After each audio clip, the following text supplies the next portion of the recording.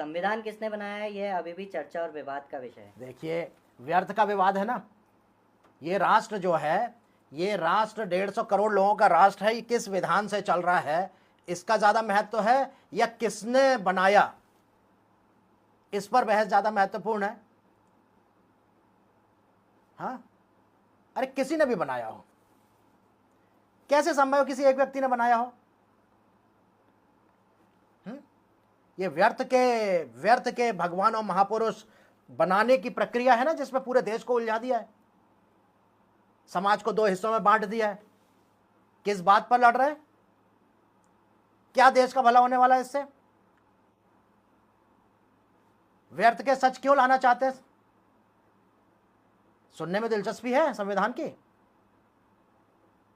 तो सुनो। संविधान तो अंग्रेजों ने बनाया। संविधान जो भारत का संविधान है, इसका आधार है भारत शासन अधिनियम 1935। तो भारत शासन अधिनियम 1935 तो अंग्रेज, ब्रिटिश गवर्नमेंट ने, ब्रिटिश पार्लियामेंट ने भेजा था। उसके बाद जब 1945 में विश्व युद्ध समाप्त हो गया और ब्रिटेन में नई सरकार आ गई एटली के, क्लीमेंट एटली के नेतृत्व में, तो उसने अपने कैबिनेट के 3 मंत्रियों को भेजा। क्रिप्स की अध्यक्षता में कैबिनेट मिशन आया, तो उन 3 मंत्रियों ने संविधान सभा का गठन हो, ये तो प्लान उन्होंने दिया। तो संविधान अंग्रेजों ने बनाया। इस पर भी तो बहस हो सकती है ना, ये भी तो तथ्य हुआ फिर। बिल्कुल। तो इससे क्या लाभ है इन बहसों से? और ये सच है, बिल्कुल ये सच है। पहले संविधान सभा बनाई गई, जो पूरा सम्मिलित भारत, वृहत्तर भारत के सदस्य उसमें थे। 93 वो सदस्य भी थे जो संप्रभुता संपन्न स्वतंत्र राष्ट्र थे, जिनकी शुरुआती बातचीत में जिन्होंने भारत के साथ शामिल होने की सहमति दे दी थी, 93 वो मेंबर भी थे संविधान सभा में। लेकिन वो संविधान सभा बनी और उधर 2 नेशन थ्योरी उधर से जिन्ना ने डाल दी, तो जो वृहत्तर भारत की संविधान सभा थी उसकी बैठक ही नहीं हो पाई कभी। फिर पाकिस्तान वो हुआ और एक छोटी संविधान सभा जिसमें पाकिस्तान वाले सदस्य, पूर्वी पाकिस्तान वाले सदस्य बाहर हो गए, एक दूसरी संविधान सभा बनी, बहुत सारी उसमें समितियां बनी। उन लोगों ने फिर से संविधान सभा बैठी और लगभग 3 वर्षों तक उसने काम किया, बहुत सारी समितियां बनी, बहुत सी जगह से संविधान सबको मालूम है। प्रेसिडेंट सिस्टम कहाँ से लिया गया, डायरेक्टिव प्रिंसिपल्स कहाँ से लिए गए, फंडामेंटल राइट्स कहाँ से लिए गए, सबको मालूम है ना। जी। क्या मौलिक भारत की व्यवस्थाएं या मौलिक भारत का अध्ययन था क्या उसमें? नहीं था ना। आयरलैंड से लिया गया, कनाडा से लिया गया, फ्रांस से लिया गया, यूनाइटेड किंगडम से लिया गया, अमेरिका से लिया गया। अमेंडमेंट कैसे हुआ, यह प्रक्रिया दक्षिण अफ्रीका से ली गई ना जी। तो इसमें क्या महानता, मतलब किसको महान और भगवान का रूप दे दें अपन, और क्यों दे दें? इस काम के लिए ये एक सम्मिलित काम था ना। और कौन लोग थे संविधान सभा में?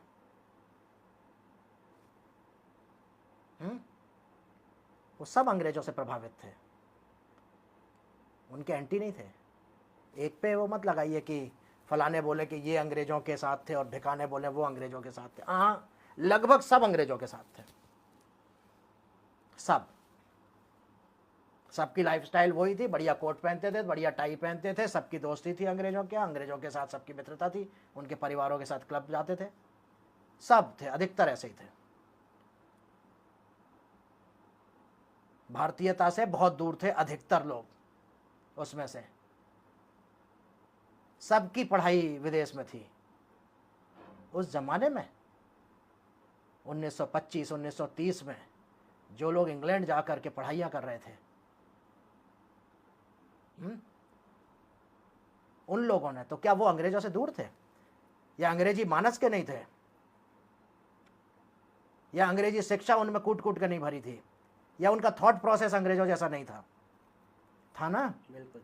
सबका पहनना ओढ़ना देखिए, आप तो फोटो देख लीजिए संविधान सभा की बैठक के, आपको अंदाज लग जाएगा।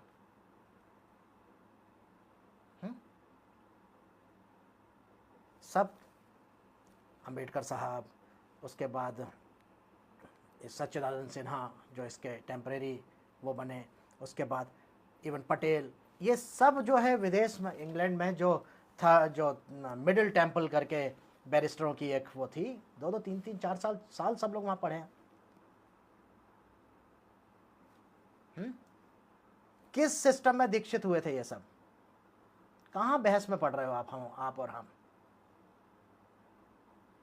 ये सब के सब चाहे वो जिन्ना रहे हों, चाहे नेहरू रहे हों, और अधिकतर चेहरे जो आपको उस सिस्टम में दिखाई देते हैं, ये सब के सब अंग्रेजों के से प्रभावित और उनके सिस्टम में दीक्षित लोग थे।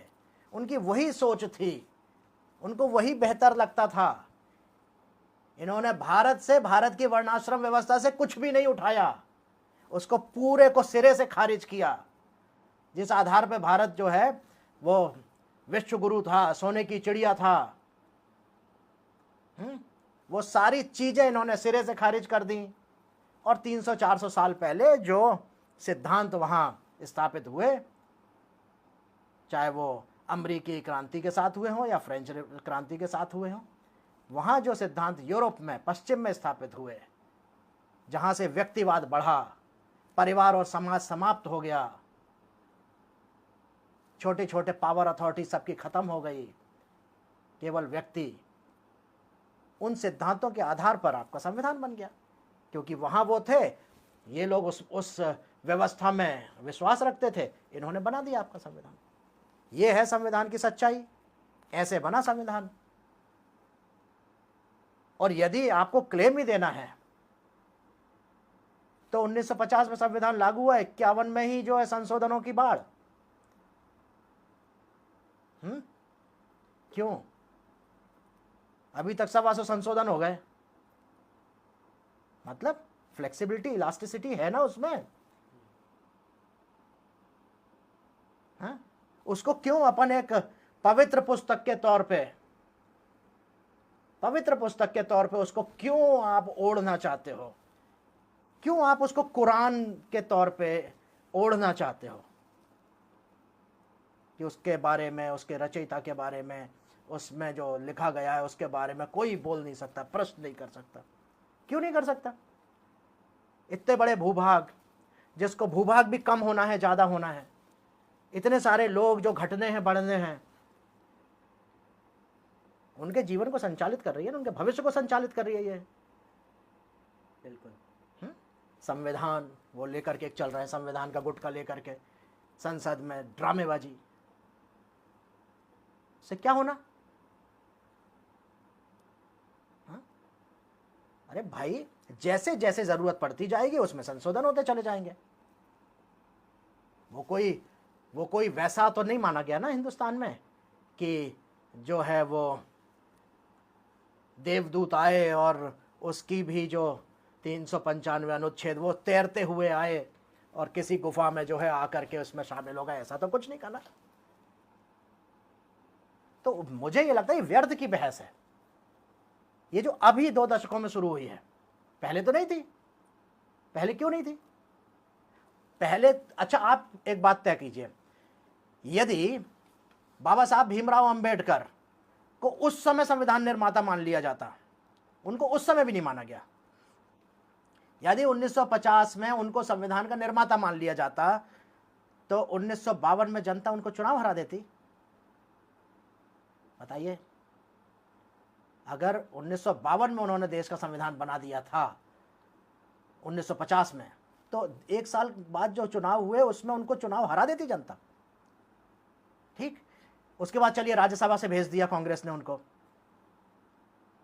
तो इतनी महान शख्सियत यदि उस समय वो इस तौर पर स्थापित हो गए होते कि 1950 में संविधान के निर्माता, भारत जिससे संचालित होता है उस संविधान के यदि अकेले निर्माता के तौर पर उनकी स्वीकारोक्ति बन गई होती जनता में, राजनीतिज्ञों में, तो उनको अंतरिम सरकार के बाद जब 52 में चुनी हुई सरकार बनी, उस समय भी कानून मंत्री बनाना चाहिए था ना। बाबा साहब भीमराव अंबेडकर प्रयास करते रहे, ऐसा नहीं है उन्होंने प्रयास नहीं किया मुख्य धारा में घुसने का, मंत्री बनने का। तभी तो लोकसभा हारने के बाद राज्यसभा में कांग्रेस की सहायता से पहुंचे ना, और उसके बाद भंडारा उपचुनाव भी जब हुआ तो फिर से कांग्रेस से बात करके फिर से लोकसभा में घुसना चाह रहे थे, वहां भी फिर से दोबारा पराजित हुए। तो यदि वो, मैं ये कह रहा हूं, उनके योगदान पर बिल्कुल भी हमको आपको उंगली नहीं उठानी चाहिए। जितना सबका योगदान है, प्रारूप समिति महत्वपूर्ण समिति थी, उसके वो अध्यक्ष थे। प्रारूप समिति में 7 और सदस्य थे, 2 सदस्य बीच में बदले गए, एक ने इस्तीफा दे दिया, एक की मृत्यु हो गई। तो वो प्रारूप समिति सब लोगों ने मिलकर के संविधान बनाया। ऐसे और भी समितियां थी, बहुत सारी समितियां, उन सब समितियों के योगदान से संविधान बन गया। आप क्यों इस कोशिश में हैं कि किसी एक व्यक्ति को या तो श्रेय दिया जाए या फिर उनके ऊपर छींटे फेंके जाए? क्यों उनको टारगेट करना? उस समय की जनता ने उनको नहीं माना भारत का निर्माता या भारत के संविधान का निर्माता। तत्कालिक परिस्थितियों की बात कर रहा हूं मैं। नहीं तो कैसे हो सकता था कि 50 में आप संविधान बना रहे हो, 26 जनवरी 1950 को, हाँ, पहला गणतंत्र, और संविधान जो है अंगीकार कर रहे हो, और जिस व्यक्ति को आज आप श्रेय दे रहे हो उसको मंत्री भी नहीं बना रहे। यदि जनता में वो स्वीकार रहे होते, एक राय होती इस बात पे, तो नेहरू की बजाय उनको प्रधानमंत्री बनाया जाता। नहीं था ये झूठ। अब अपन इस पर चर्चा कर रहे हैं, इस पर ओढ़ रहे हैं। तो ये है संविधान की। संविधान पे और लंबी बात करेंगे, क्योंकि अगर ये बहस लंबी जाएगी। मेरा तो सबको यही कहना है कि इन विषयों पर लड़ना बंद करिए, ठीक, इन विषयों पर। और ये ऐसा कुछ नहीं है कि ये बड़ी पवित्र पुस्तक है, इस पर हम और आप बहस नहीं, तर्कपूर्ण बहस तो हो ही सकती है। और इसमें जो कमियां हैं, यदि भारतीयता की दृष्टि से यह संविधान नहीं बना है, इसमें मूलभूत कमियां हैं, और कहीं पश्चिम से और पाश्चात्य जो प्रिंसिपल्स हैं इसको अपने माथे पर ओढ़ लिया है अपन ने, तो भारतीयता इसमें समय समय पर डालना चाहिए। यदि भारत को सच में अपने पुराने दिन चाहिए और विश्व गुरु बनना, विश्व की शक्ति बनना है, तो ये जरूर है कि इसमें परिवर्तन समय समय पर करते रहना चाहिए।